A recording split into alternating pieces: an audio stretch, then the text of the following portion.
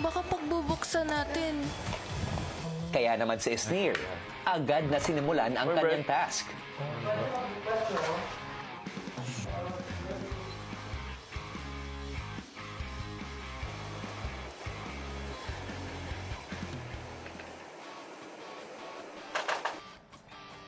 Laban. Unahin na si Madam. Atake. Hello! I miss them! Yung mga housemates, sobrang excited pa sila. Habang abala na sa paghahanda si Sneer, ang walang kamalay-malay na housemates ay iba na ang in-expect. Alarm clock lang hindi. Diba? Kasi si Belle. Diba? Grabe yun. Si Belle Marianer. Hala, na-miss ko na to si Ma'am Castro. Si Boys at the Back, listen. Si Ma'am Castro, siya naman po yung teacher na sobrang strict na teacher na parang kahit wala kayong ginagawa, mainitin yung ulo. May marami po akong mga ganyan na teacher po. Maya-maya pa, ang housemates ay kumuha na ng kanilang supplies.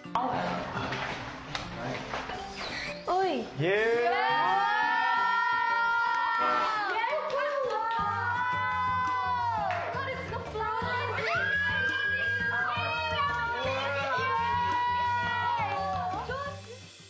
Kuya, okay na ba to?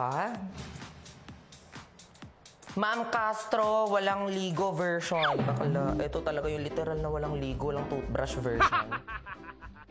Nang matapos sa kanyang transformation, ay pumunta si Sneer sa confession room. Magandang araw po, ma'am. Maaari po ba kayong magpakilala? Good morning, everyone. My name is Ma'am Castro. I am 42. Boys, at baklisan na. May nakakatawa ba? Anong pakiramdam mo ngayon? Kinakabahan ako, kuya, kasi wala akong toothbrush.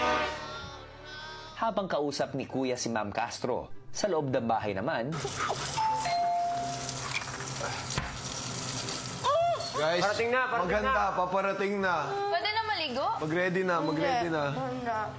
Paparating na ang bagong housemate. Mag-ready na daw. Parating na. Pag yan si Belle, tingnan natin. Ang dami pang kalat. Oh my God. Isa pa to. oh, tama yan, boys. Maglinis kayo. Kasi baka mapagalitan kayo ni Belle, ni Ma'am Castro. Maya-maya pa,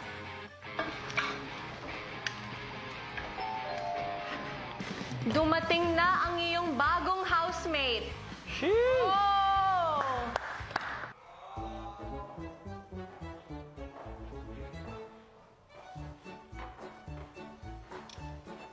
Ayan, baka kailangan nating magtipon-tipon dito, guys.